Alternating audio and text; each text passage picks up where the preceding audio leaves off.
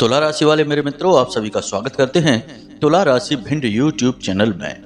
बंधुओं, सितंबर महीने में शनि देव दे रहे हैं आपको एक बड़ी चेतावनी, और वह चेतावनी यह है कि चाहे आपकी जान ही क्यों न चली जाए, पर आपको इन 3 अपशगुनी स्थानों पर भूल कर भी नहीं जाना है, वरना आपको इसके भयंकर परिणाम भुगतने पड़ेंगे। कई प्रकार की नकारात्मक घटनाएं आपके जीवन में घटनी शुरू हो जाएंगी, फिर चाहे वह भयंकर बीमारी हो, दुर्घटना, झगड़ा या फिर कर्जा, या फिर सबसे अधिक दुखद अकाल मृत्यु। शनिदेव भयंकर क्रूर ग्रह हैं, और एक बार यदि शनिदेव किसी से नाराज हो जाएं और इनकी कुदृष्टि किसी के ऊपर पड़ जाए तो उसके जीवन में विनाश लीलाएं किसी भी हद तक हो सकती हैं।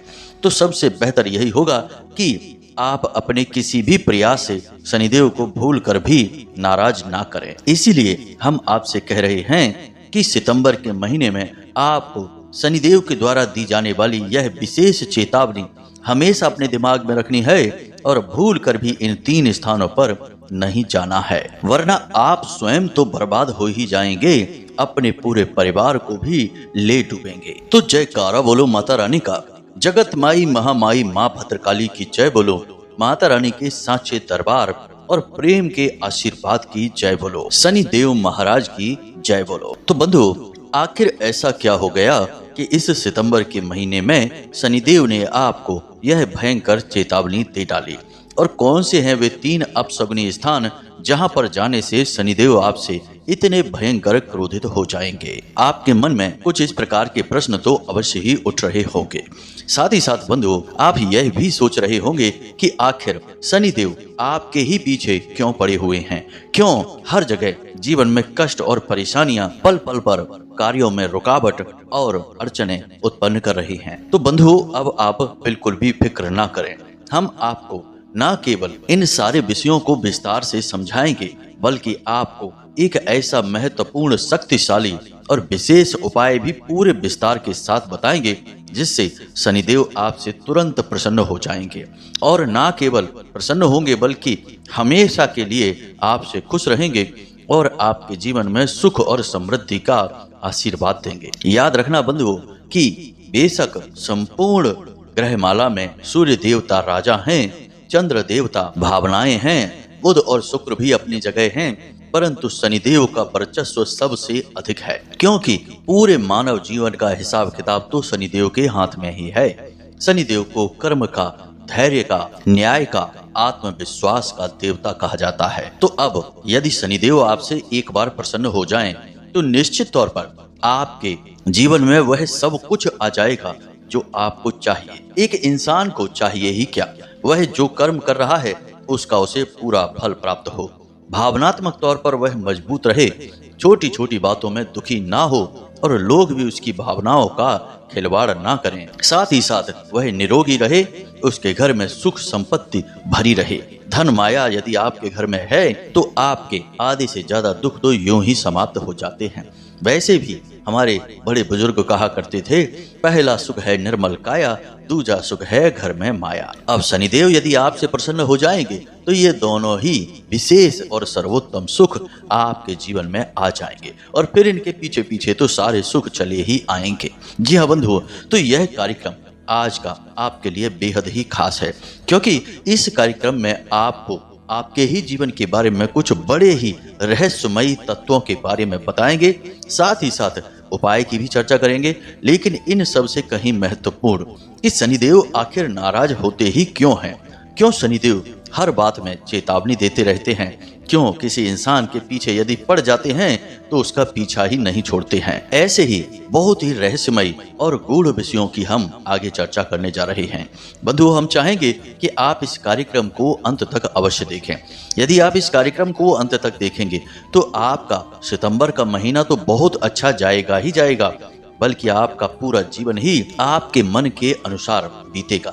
इसका कारण यह रहेगा कि आपको कुछ ऐसा रहस्यमयी ज्ञान प्राप्त हो जाएगा, जिसका उपयोग करके आप हर पल सुख भोगेंगे, अपने जीवन में खुशियों को आकर्षित करेंगे। याद रखना बंधुओं, ज्ञान को हथियार कहा जाता है बुद्धिमान इंसान का। तो जब ज्ञान प्राप्त हो जाता है तो इंसान बड़े से बड़ा युद्ध लड़ सकता है। हम यहाँ पर कर्म युद्ध की बात कर रहे हैं। तो बस आपको यह कार्यक्रम अंत तक देखना है और फिर हम आपको गारंटी के साथ कहते हैं कि इस कार्यक्रम के अंत में आप हमें निश्चित तौर पर धन्यवाद देंगे, क्योंकि आपको बड़ा ही अद्भुत ज्ञान प्राप्त हो चुका होगा। हमने इस कार्यक्रम को बनाने में बहुत मेहनत की है, बहुत गहरे खोजबीन रिसर्च के बाद इस कार्यक्रम को तैयार किया है।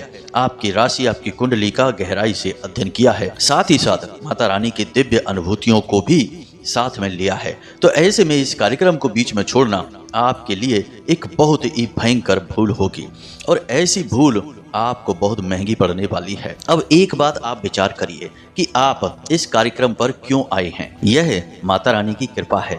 वे चाहते हैं कि आपका जीवन बदले, तभी आप शुद्ध ज्ञान की ओर आकर्षित हुए हैं। बंधुओं, याद रखना कि देवी देवता हमेशा सांकेतिक भाषा में बात करते हैं, कभी किसी के सामने प्रत्यक्ष प्रकट होकर कोई बात नहीं कहते हैं।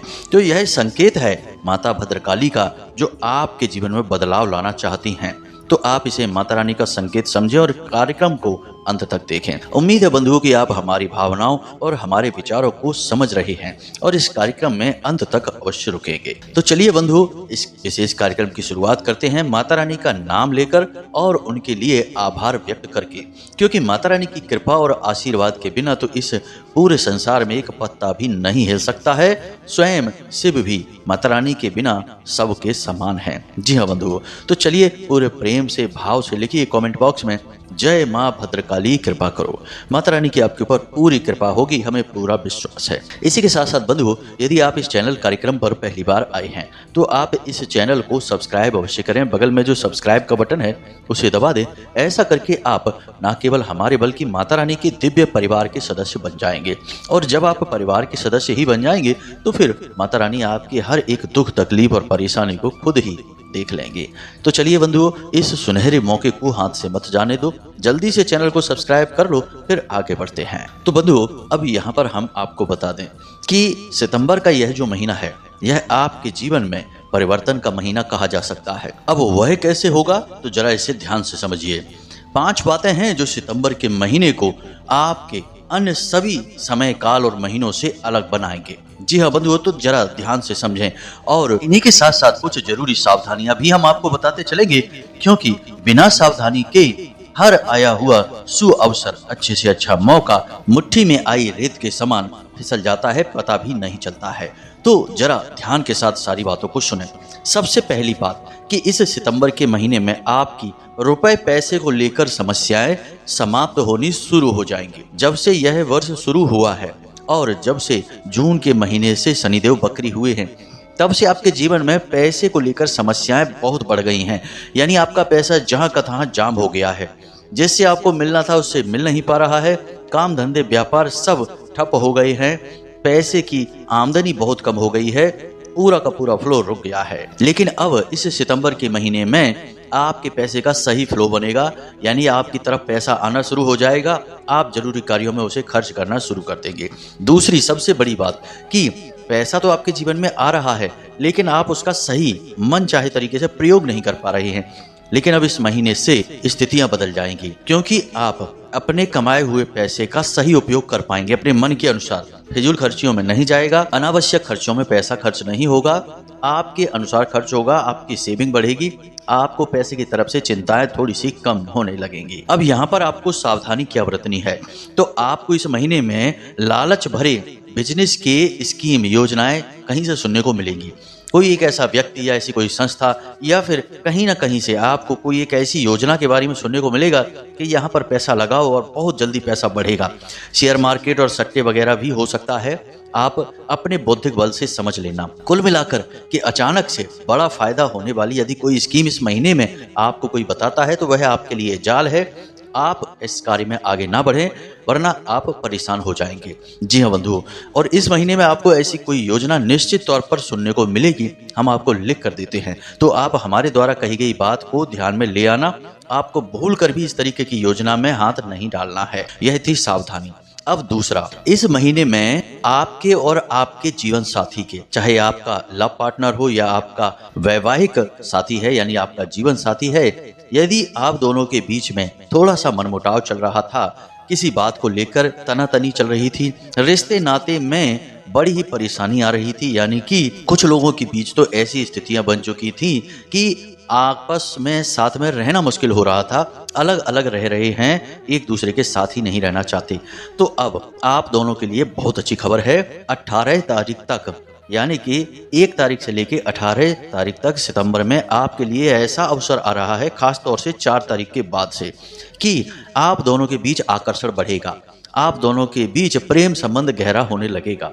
आपको थोड़ी सी कोशिश करनी है और आप दोनों फिर से एक मजबूत बंधन में बंध जाएंगे और फिर कभी भी अलग नहीं होंगे। कहने का मतलब यह है कि प्रेमी जोड़ों के लिए और पति पत्नी के लिए यह सुनहरा अवसर होने जा रहा है। अब यहाँ पर यह हो सकता है कि आप यदि अपने अभिमान को बीच में लेकर आएंगे। जी हाँ बंधुओं, क्योंकि अभिमान हर रिश्ते के लिए दीमक का कार्य करता है। कोई भी रिश्ता हो, यदि उसके बीच में अभिमान आ जाता है तो वह रिश्ते को धीरे धीरे चाट जाता है, समाप्त कर देता है।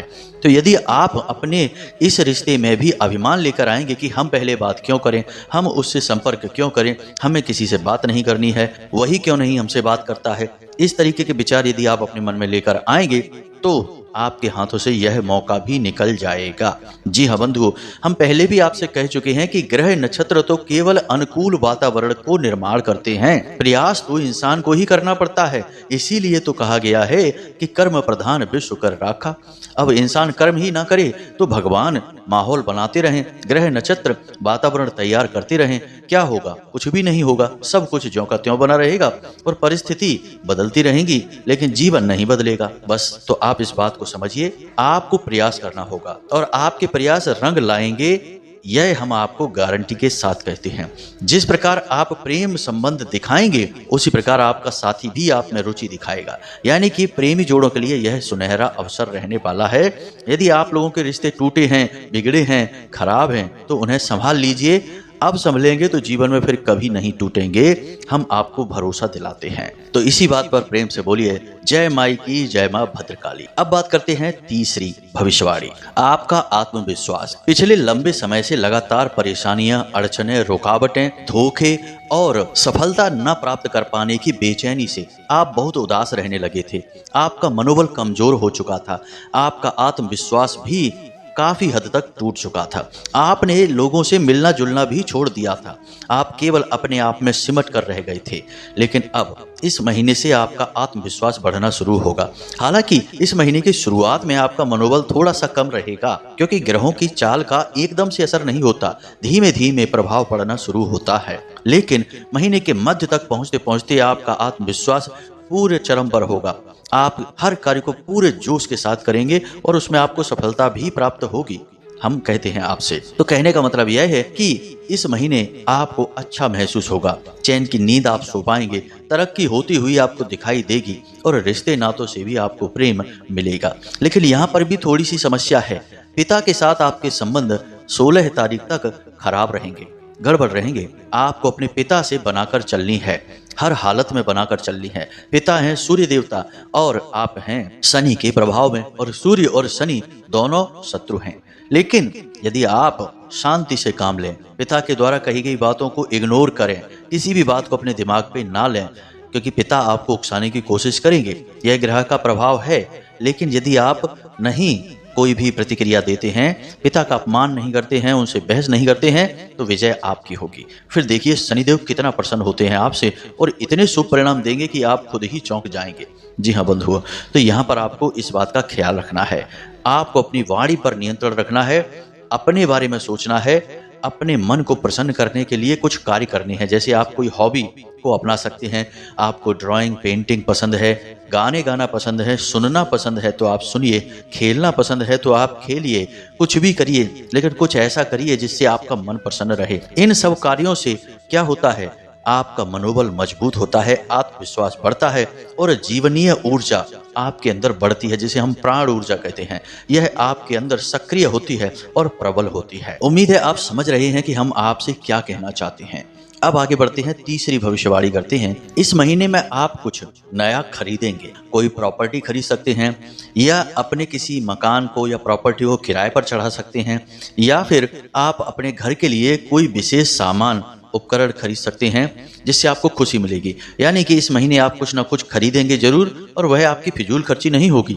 उससे आपको बहुत अच्छा महसूस होगा, मानसिक सुकून और शांति प्राप्त होगी और जीवन में आपके सुख बढ़ेगा। लेकिन यहाँ पर भी हम सावधानी की बात अवश्य करेंगे कि आप जब कुछ खरीद करने चलें, पैसे को कहीं लगाने के लिए जा रहे हैं, उससे पहले अपने घर के समझदार लोगों से, बड़े बुजुर्गों से सलाह अवश्य करें।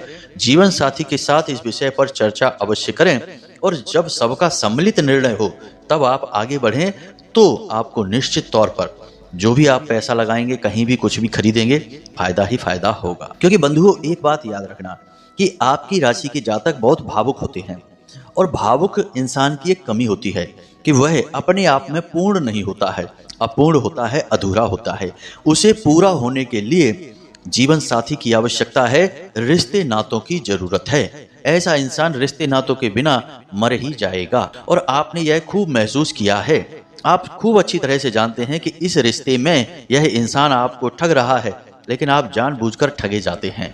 आपको बेवकूफ़ बनाया जा रहा है, लेकिन आप जानबूझकर बेवकूफ़ बन जाते हैं। और ऐसा क्यों होता है? ऐसा इसलिए होता है कि उस रिश्ते में रहना आपकी मजबूरी है, क्योंकि आपको अच्छा लगता है, आपकी भावनाएं उस पर निर्भर हैं।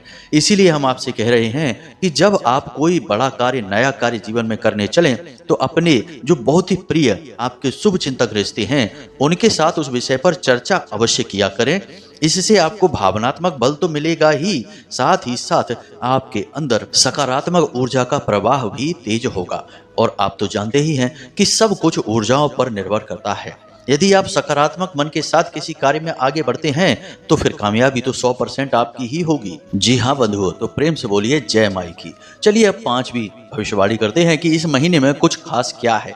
तो पांचवा यह है कि आपका कोई एक ऐसा कार्य जिसके लिए आप लंबे समय से इंतजार कर रहे थे और वह हो नहीं पा रहा था, अब वह नौकरी की तैयारी हो सकती है कि आप नौकरी के लिए इंतजार कर रहे थे, या फिर विवाह के लिए, या फिर किसी के साथ किसी प्रकार के संबंध में आने के लिए कोई आपका प्रपोजल था, या किसी भी प्रकार का कोई ऑफर था। मतलब कि कोई एक ऐसा कार्य जो कि लंबे समय से अटका पड़ा है, रुका है, और आप भी उसके इंतजार में हैं कि वह कब पूरा हो। अब वह कार्य इस महीने में पूरा होगा। अगर पूरा नहीं होगा तो उसमें कम से कम ऐसी गति तो अवश्य आएगी कि वह आपको खुशी देगी। जी हाँ मित्रों, कोई विवाद है प्रॉपर्टी वगैरह का, तो उसमें गति आ जाएगी।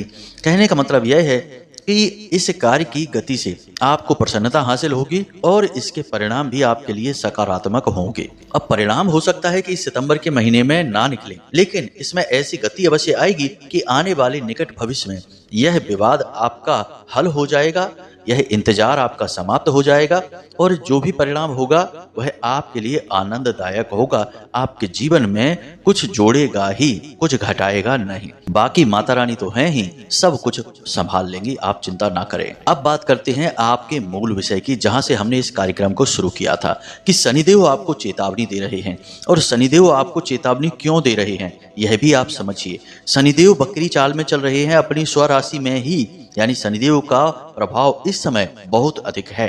अब कोई भी शुभ घड़ी आपके जीवन में जो आएगी वह शनिदेव से बचकर नहीं आ सकती। शनिदेव की निगरानी में, शनिदेव के संरक्षण में ही खुशियां आपके जीवन में आएंगी। अब याद रखना कि शनिदेव कोई दुष्ट नहीं है, क्रूर नहीं है। हाँ, यह बात जरूर है कि कठोरता उनके स्वभाव में है, लेकिन शनिदेव आपको कभी जानबूझकर हानि नहीं पहुंचा रहे। शनिदेव तो आपको वही देते हैं जो कि आप अपने कर्मों के आधार पर मांगते हैं। जी हाँ बंधुओं, तो अब यहाँ पर ध्यान से सुनिए कि शनिदेव आपको चेतावनी क्यों दे रहे हैं।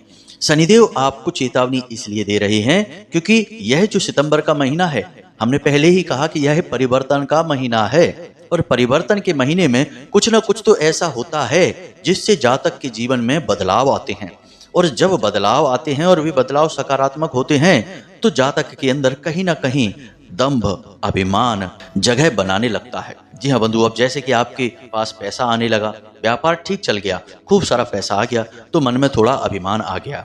इसी प्रकार आपने किसी कार्य में विजय हासिल कर ली तो आप समझने लगे कि देखो हमने कितनी मेहनत की तो हमें विजय मिली, हमें कामयाबी मिली।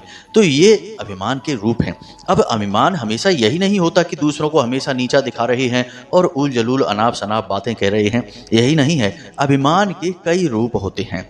जी हाँ बंधु, हमारे शास्त्रों में अभिमान के बारे में बहुत विस्तार से बातें बताई गई हैं, लेकिन हम उनके बारे में अभी चर्चा नहीं करेंगे।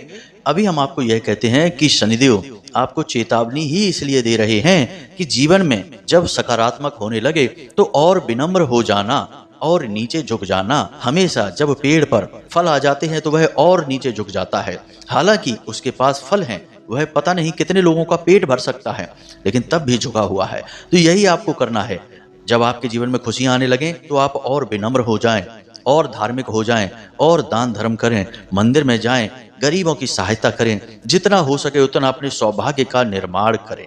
जी हाँ बंधु, अपने पुण्य का घड़ा भरने की कोशिश करें, क्योंकि आपके पुण्य ही वो बैंक हैं जहां से आपको खुशियां प्राप्त होती रहती हैं। जी हाँ बंधु, जैसे हम बैंक में पैसा जमा करते हैं, बाद में थोड़ा थोड़ा निकालते रहते हैं और जीवन चलता रहता है, वैसे ही हमारे पुण्य जो होते हैं वे भाग्य रूपी बैंक में जमा होते रहते हैं। और जब ज्यादा पुण्य इकट्ठे हो जाते हैं तो हमारा भाग्य अपने आप सुंदर हो जाता है। फिर हम अपने कर्मों के माध्यम से जो भी चाहे वे अपने भाग्य में लिख सकते हैं। तो बस आपको अपने पुण्य का घड़ा भरना है, यह शनिदेव का कहना है आपसे, और ना केवल आपसे, हर उस इंसान से जिसे जीवन में कामयाबी मिलनी शुरू हो चुकी है। अब आपके साथ भी यही होगा, तो आपको यहाँ पर सतर्क रहना है। एक बार अपने मन में विचार जरूर लाएं कि आप यह बात कह रहे हैं, क्या इस बात में कुछ अभिमान तो नहीं है?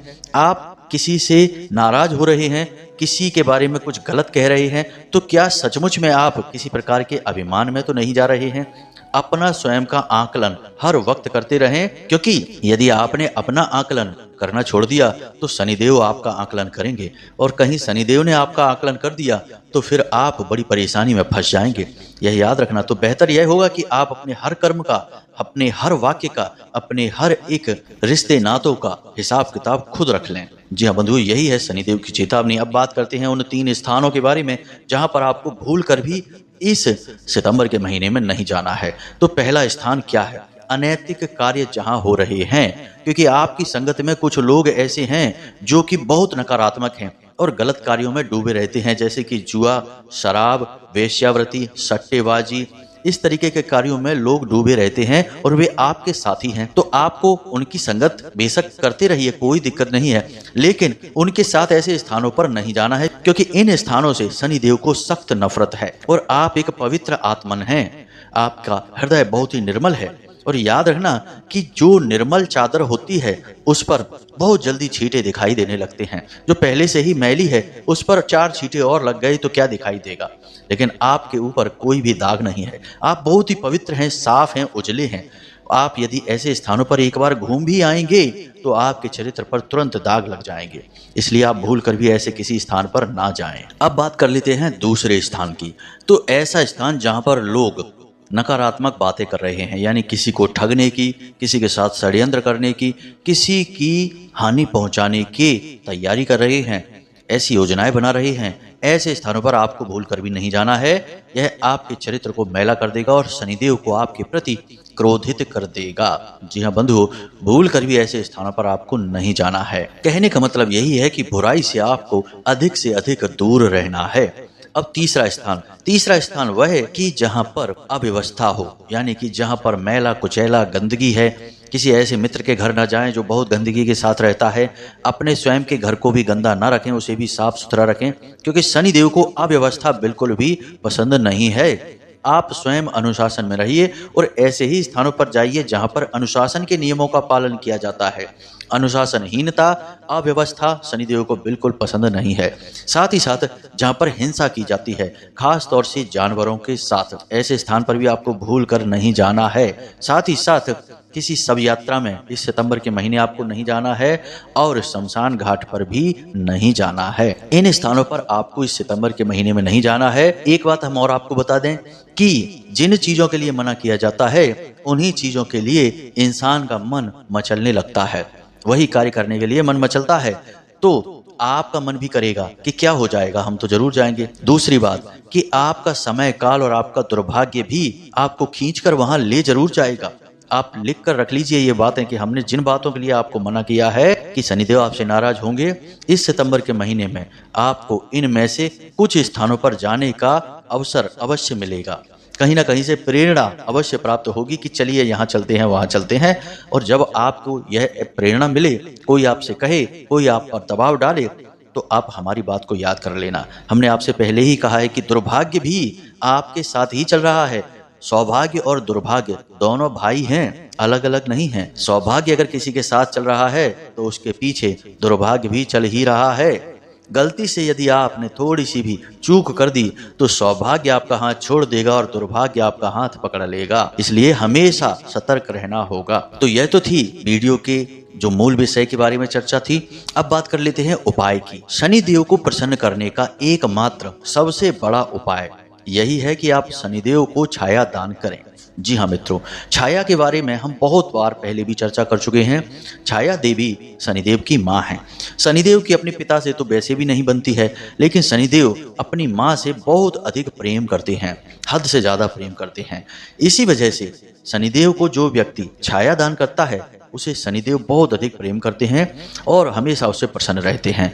तो आपको भी इस पूरे सितंबर के महीने में हर शनिवार छाया दान अवश्य करनी है। और यदि आप शनिदेव को पूर्ण रूप से प्रसन्न करना चाहते हैं तो कम से कम 8 शनिवार शनिदेव को नियमित छाया दान करें। बीच में एक भी बार इस नियम को खंडित ना होने दें। मतलब कि ऐसा ना हो कि एक शनिवार निकल गया फिर अगले शनिवार पहुंच गए, ऐसा नहीं। एक बार शुरू किया तो उसे पूरे 8 शनिवार तक ले जाना होगा। जी हाँ बंधुओं, अब छाया दान क्या होता है इसे आप ध्यान से समझिए। कई बार हम पहले भी इस उपाय के बारे में बता चुके हैं। आप लोग हमें कमेंट करके मैसेज करके बोलते हैं कि गुरुजी छाया दान क्या है, जरा इसे समझा दीजिए।